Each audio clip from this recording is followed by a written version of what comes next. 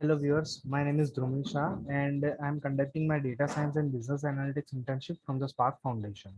So as you can see on my screen, this is our third task in our internship, and this task we had performed using Tableau visualization software. The data on which we are performing the analysis part is for a company which are having this sales of like furniture, office supplies as well as technology uh, into the international market. We have the data for sales, quantity, profit, discount, etc. So here we had created two dashboard for the same. First one consists of the sales and profit information, and the second one consists of the quantity information as an individual.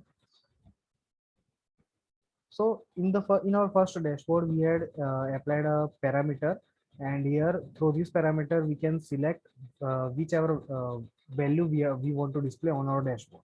Here currently the value is for the profit. We can switch it to the sales. In the similar manner, in our second dashboard, in the quantity, like we had the we have the quantity of sales for the entire uh, product range, like for the furniture, for the office supplies as well as for the technology. If we want to display for any particular category, then we have to just select on that category and the display, and the dashboard will give us the value for the same. Now in the similar manner, here if you want to analyze the information for the profit, that in which area we are having the higher profit and in which area we have the lowest profit, then here we can see on the geomap. By looking at the geomap, we can see that in the state of Texas, we are having a huge loss. Company is having a huge loss. To explore it further, that in which product we are facing such a huge amount of loss, you have to just select upon the particular category.